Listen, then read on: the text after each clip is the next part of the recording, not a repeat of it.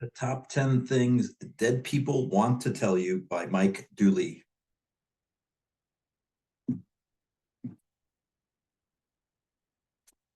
Introduction. How we know what we know is not quite as important as that we know it, as long as it's the truth. Just like you don't have to know who turned on a light in a darkened room to make use of that light. This is the case, of course, with the truth concerning life and death. It doesn't matter how many opinions there are of it, the truth is what it is. And it doesn't matter how you find it, just that you do. And the sooner you do, the greater your peace. The way you'll know it's the truth is that it'll make sense logically, intellectually, and emotionally, which isn't too often the case given the versions of it that have been tossed about in recent millennia. What's not God might be asked to simplify the answer, nothing. Today, they have what you need, perspective. You have what they need, the world they will soon inherit. Nothing frees you like the truth, and nothing holds you back more than not knowing it. Knowledge is power. It heals what hurts. Knowing the truth and thereby moving through fear and creating consciously. That's what the 10 things in this book are about. I found the truth and I can help you find it too. I believe it's absolute, simple, and knowable. It's safe to say that everything has a reason. There have been no mistakes. Love makes everything better, and what doesn't make sense yet one day will. Chapter 1, We're Not Dead. It's odd how people like to be told what they already know, as if being told makes it more real. That is why the number one thing the dead want to tell you is that no one dies, not ever, not anyone, neither will you. You're going to live forever, gallivanting throughout realities and dimensions unimaginable, carried onward by love, all misdeeds forgiven. Yet, as much as it seriously risks all credibility, you deserve the truth. If you want unicorns, you get unicorns. Those recently departed loved ones are in a better place. Doesn't every religion echo that life is eternal? You are the reason the sun rises each day, literally. Occam's razor. Of two or more competing theories, the simpler theory is most likely correct.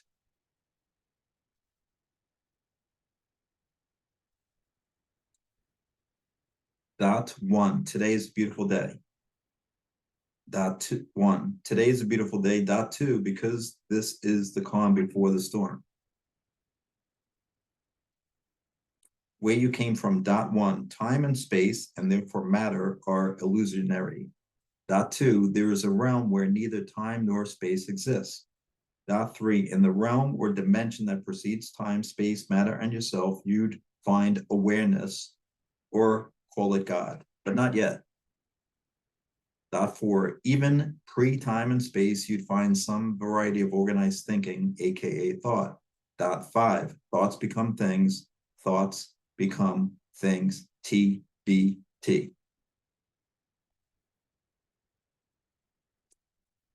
Why you're here. You chose to be here. You see, if you are of God, by God, pure God, and if God, awareness, thought preceded time and space, that means that you, a portion of you, also had to precede time and space. When you watch a movie matinee at a theater, do you want all the lights on or off? Off, right? Why? To see it better. Not just with your eyes, but with your heart. You want to feel it better. The first you, the one who preceded time and space, chose the illusions you now live among for the very same reasons you might choose a matinee film: the fun, learning, joy, challenge, and more. Dot 8. You wanted to forget who you were so you could fully be who you are. You choose to be who you now are, exactly as you now are. This is who you most wanted to be. Dot 9. You are now who you most wanted to be, and you knew exactly what you were doing. In other words, you are who God most wanted to be. So what's the point of life? 1, to love. 2, to be loved. 3, to pursue happiness. 10, love and happiness are why we're here. Time is not an issue. The party can last weeks. Communication is done mostly through a suddenly remembered form of telepathy, which will feel as natural to you as shaking hands once did. Travel is accomplished by willing yourself to wherever you want to go. Friends have found the same way. Thought connects all, is all. You see how things lined up or didn't and why. You're awed by your power, wisdom, and kindness, saddened by what you missed, mistook, and misunderstood, yet inspired to know you can try again, make amends, and move forward with and into even greater love.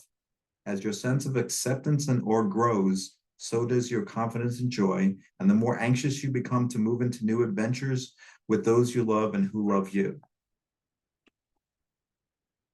Chapter 2, there's no such thing as a devil or hell. First of all, it's the dichotomy of the illusions again that seems to make everyone wrong. To you, if there's an up, there must be a down. If there's black, there's white. If before, there after. And from where you are within the illusions, you're right, there are. It's just that the illusions of time, space, and matter are illusions. What most can't see is that without the illusions, there's no time, no space, no matter, and therefore no dichotomies.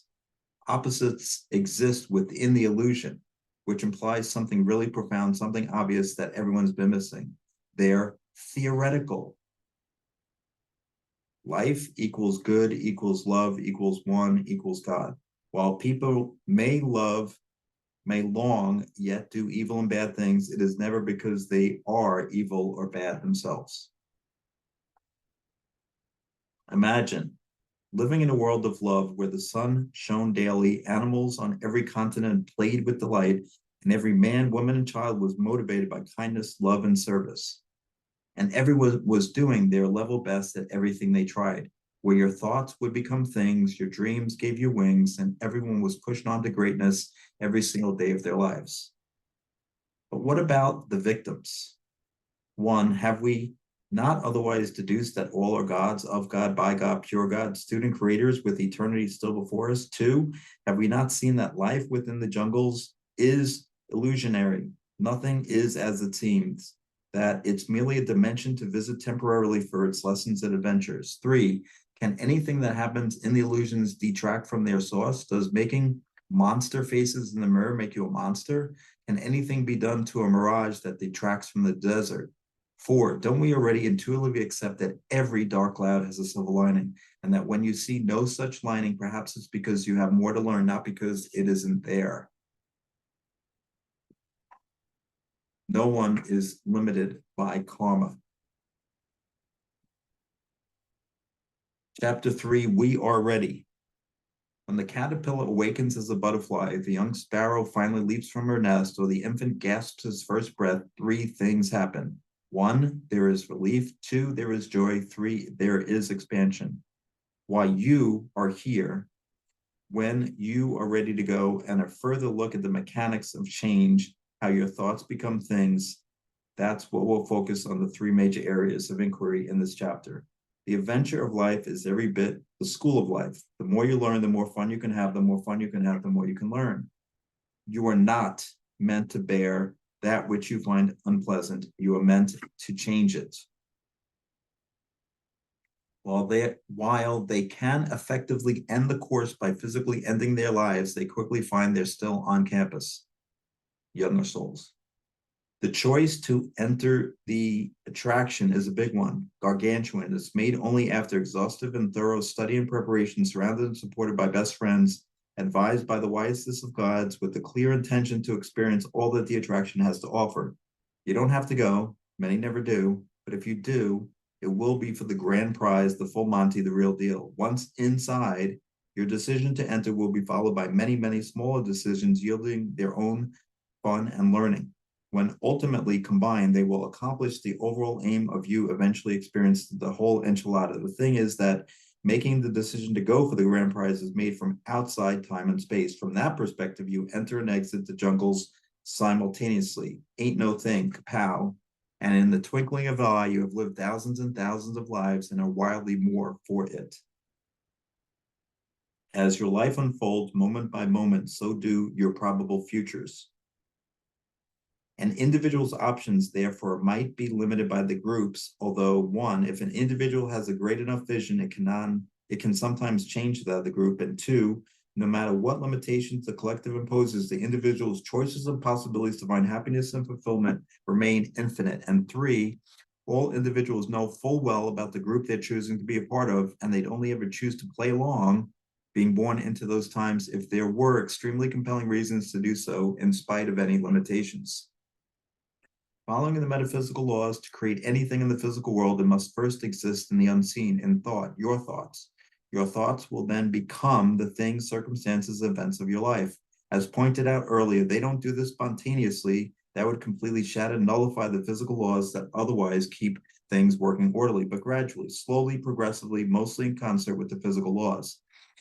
Instead of spontaneous manifestations like a gold coin suddenly appearing in the palm of your hand, you draw unto yourself a gold coin that already existed elsewhere, one that will be placed into your hand by a merchant, client, acquaintance, benefactor, heiress, child, partner, parent, or friend, whoever was most readily available, given your life with its probabilities and trajectories and theirs.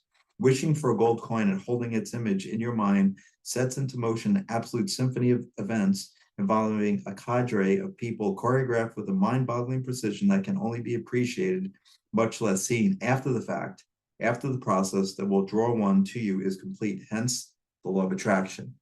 This process that holds intact the believability of your reality while completely transforming it to mirror what you are energetically feeding it is what you, God, set into motion in order to have the platform for your dramatic and emotional self-discovery. This process is how each moment of your life is real to you. Your life is your projection following these laws to achieve your purposes. But you can see the evidence in your life as you begin to notice the seemingly uncanny resemblance between your worldview and what physically occurs, paying special attention to which comes first. When you hold a vision in thought, tangible or intangible, cars or confidence, circumstances gradually realign, players and partners are assembled or scattered, and it's drawn into your experience. And so, just as you will have no mortal knowledge of when a dreamed of gold coin might arrive, the same is true of death.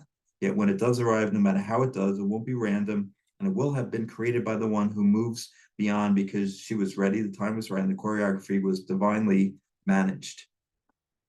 Chapter 4, You're Not Ready. Being dead may be cool, but cool still is to be alive in the jungles of time and space, is why you are here.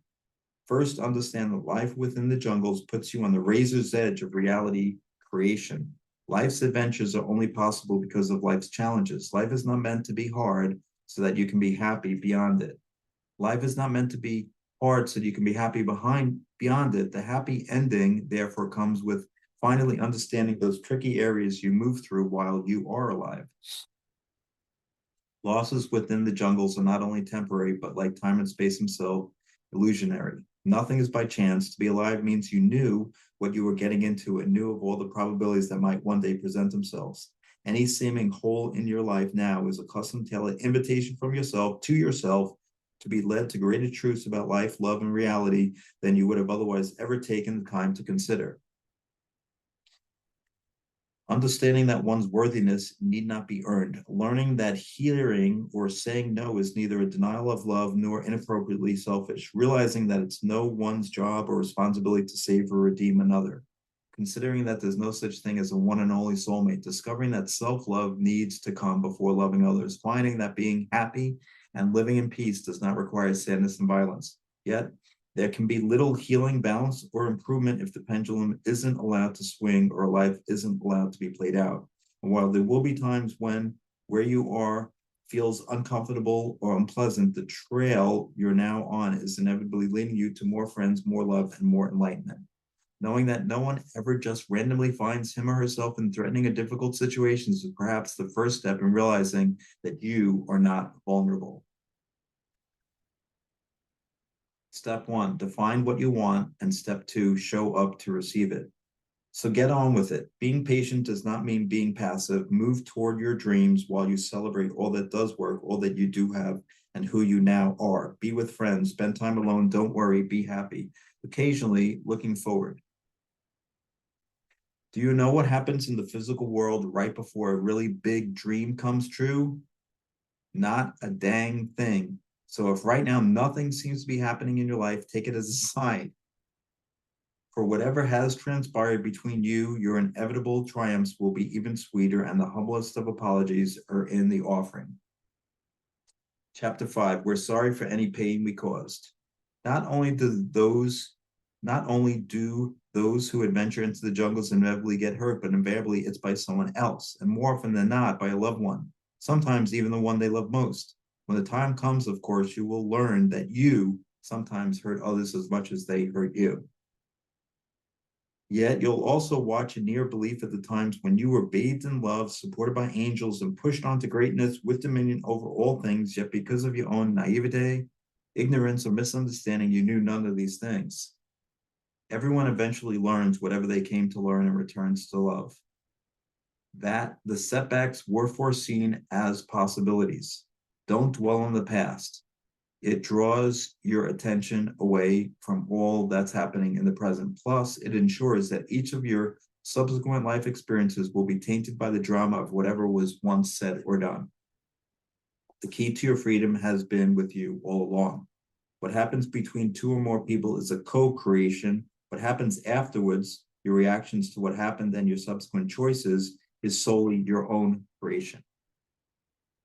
This is what the dead want to tell you, to tell those they've hurt. They're sorry, but you needn't wallow or waste any more time over the past. Everyone has issues. They're essential to the great adventure of life. Beliefs beyond forgiveness. Time and space set the stage for a lifetime of creating. Opportunity never stops knocking. There are enough worms for all the birds. There is no evil other than what I choose to see.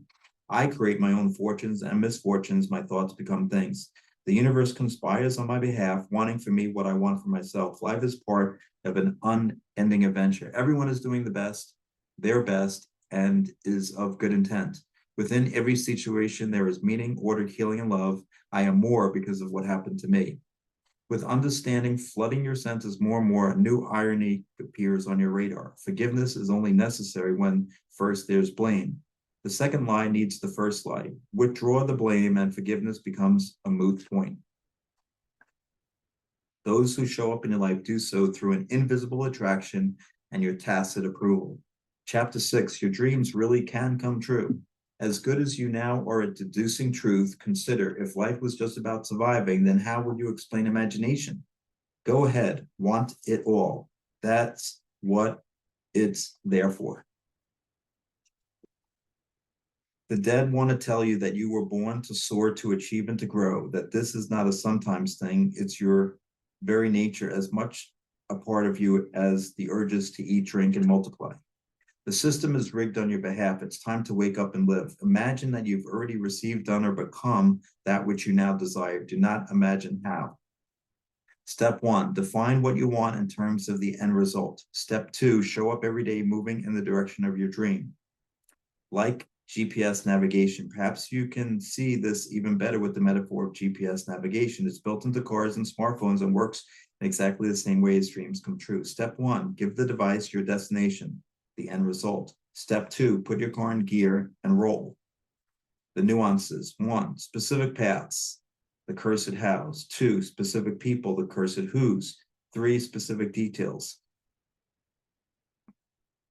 Sometimes you'll succeed, but insisting that a specific path is how your dream will come true is messing with the cursed hows. You put the weight of the world on your shoulders, creating stress, fostering worry, and worse, limiting an otherwise unlimited universe. Specific people. Again, sometimes you'll succeed, but you simply cannot make specific people behave in specific ways unless they let you. Specific details.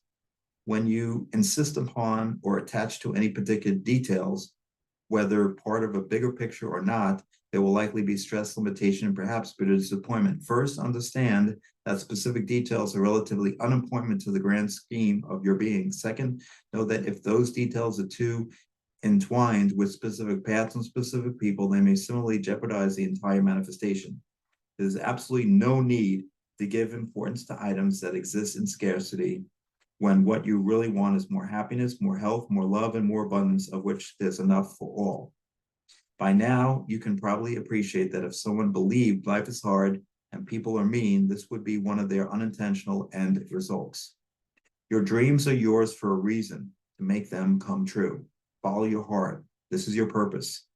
You have desires, admit them, listen to them, choose to bring them to your life. Your dreams are yours for a reason, to make them come true. Dance to the beat of your own drummer every day. Dance. The sooner you start, the sooner you'll find your rhythm in the symphony of 8 billion other dancers. The only thing people who succeed have in common is that they dreamed of their success. They imagined it, thought it possible, did something about their dreams, and not talking about working hard in most cases. Amble, stumble, or sheepishly move in those directions, and bingo. And just look at all the folks with money these days. Happy people think happy thoughts. Chapter 7, Heaven is going to blow your mind. The white light you hear people seeing during near-death experiences, it's love, seen by tired eyes. You get that it knows you are far better than you know yourself. This white light is as close to God as any of us can get before finally knowing we are God, that it is our own light. In it, you will marvel with revelation upon stunning revelation in total ecstasy, and then you'll wonder how you might have lived had you always known how important you were, how powerful you were, and that there were no mistakes. You are one of a kind. You are irreplaceable. Death will be the gateway to being more alive than you now suspect is possible. The sliver of reality that pertains to you suddenly increases exponentially, including past, present, and future. You'll see that this fractioning occurred throughout your entire life at every crossroads, small and large, where decisions had to be made. Staggeringly, all of this is powered by you, and you get it. It makes sense. The sublime perfection of time and space is that everything that happens and everything that does not makes you more. Life, as you once knew it, was the dream, and this new place is where you dreamt it from. Think about it. You have forever. You will live again and again. So wouldn't every singing setback, loss, and disappointment ultimately make even more meaningful future advances, gains, or triumphs? The illusions are just illusions. They're not real. It's only your belief in them being real, objective, black and white, all or nothing, that makes you suffer. The workaround is always to wish for the best for all involved without stating what that best might be, since you can never know what it is for other people. Ventures into the jungle stir passion and create emotion. The main reason you've made the choices you made throughout your life, including just to be present there. Yet optionally, when one is ready to awaken mid-dream as you are, it requires reflecting on your original failed premise for how life works, that things, not thoughts, become things. Then you begin to understand that what you dwell upon in thought, you'll meet in the flesh, that what you believe in, expect, and move toward will begin moving toward you, and that if you don't like what keeps showing up in your space, you can change it by changing your mind. Even now, you live your lives within God, yet you remain you.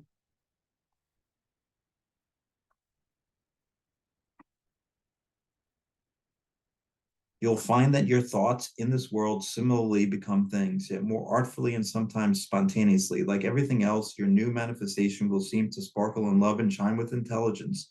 You are now where the concepts of friendship, travel, communication, exploration, curiosity, adventure, sexuality, and all that you had on earth were first born, and where they exist in the ethereal at a level almost unrecognizable to your newly overloaded senses. This homecoming reacquaints you with you, your true self, an intergalactic love being of joy and divine origins. You understand that it was from this perspective, this known zenith of your existence, certainly among others still unknown, that you chose to venture into the jungles of time and space, and you so knew what you were doing.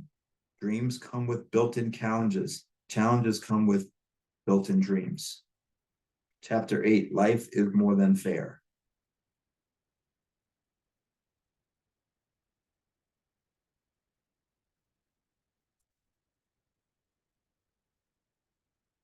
Your energetic vibration is powerful because it inspires your thoughts that then become things. Confluence of beliefs generate energetic vibe, generate thoughts and expectations, generate action, generate coincidences, accidents, serendipities, generate reactions, generate manifestation matching earlier thoughts and expectations.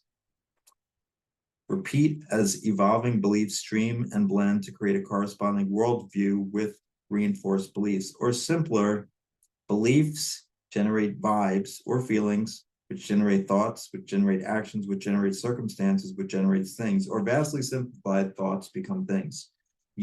To create a physical world that corresponds to all the vibes you possess, life happens. What's critical right now is your understanding that your vibes come first. The best news. So forgetting how things appear, since appearances are the products of thoughts, beliefs, and vibes, the person who comes into $1 million and loses it does so entirely on his own, as the outer world is ultimately mirrored by his inner world. He will then keep that money, grow it, or lose it based on the energetic financial vibe he maintains. Every stroke of luck, however good or bad, every fortune or misfortune, every twist and turn in the plot of his life, no matter who else was involved and no matter what role they played, is self-created. Finally, knowing this, anyone can deliberately change his luck.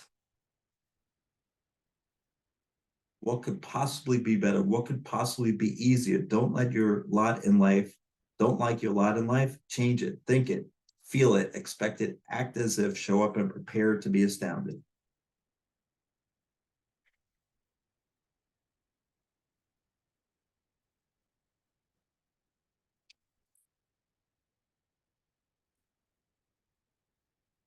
Alien consciousness. Yes, from other planets. They're real. Some of us are their descendants. Some of them are our descendants. The lines of origin are blurry and unimportant. Besides, any objective definitions of source depend on the lies of space and time. So to debate which came first, the chicken or the egg, is always futile. Simply know you are not alone. You live in a loving universe. Nothing is by chance. Everyone is doing their best as they then defined it. Thoughtful cooperation is essential whenever two or more share space, which would then always be of their co-creation, and accepting personal responsibility for everything you experience is critical to ultimately discovering your power individually, collectively, and intergalactically. The thinking you, as you have sensed, is not a product of your brain. It is channeled by your brain. It does not physically reside in your body. You know that. Your pets once existed for you. Now they exist because of you. The dead want you to know that nothing and no one is left behind ever. There are no bad dogs. Every cat gets more lives. Chapter 10, Love is the Way, Truth is the Path. Actually, no one knows much of anything at all except one, everything is God, two, thoughts become things, and three, love is all. Concerning love, not the kind that's given or received by others, although beautiful, that kind of love is triggered by conditions. It's an emotion that requires stimulus and reason. Instead, a love that's always everywhere on, with a benevolence that does not need approval or judgment to be shared, bearing gifts that do not need to be earned or deserved, and consisting of a uniting, healing, intelligent superjoy. Discovering what is so obvious, yet so unexpected, that you had to forget setting this all into motion in order to feel the passions your life has evoked, giving meaning to the journey. All is exactly as it should be. There is no other agenda. Nothing else has to happen. You are God.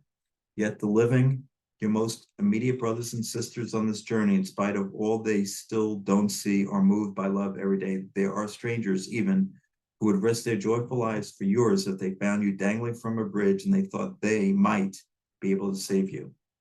The dead, however, are beginning to see the connection that through love, not in an instant, but applied consistently over time, the illusions can be tamed, managed, and harnessed, ultimately setting a stage where both coexist to create a spectacular new kind of platform for human expression and the joy of being. Love is the way. Love came first, and it's still there to see. From love, the illusions descended. Mistaking the illusions for reality keeps you from seeing your power over them, from seeing that you are of love, not of them. Want more love now, today? Fearlessly see more truth in spite of appearances, no matter how much it threatens what you've been comforted by so far. Brace yourself. Safe harbor lies. 1, people are mean. 2, God decides who gets what when. 3, life is a test or life is not fair. 4, materialism corrupts. 5, I want to be loved for who I am. Likely cover up. 1, I am mean. Others are my excuse. 2, I am not worthy. 3, I have no control and no responsibility. 4, I don't like being human alive. 5, I resist life and I fear challenge. Liberating yet scary truths. 1, I can and have to change first. 2, I am already good enough. 3, I accept responsibility. 4, money is pure spirit. 5, bring it on.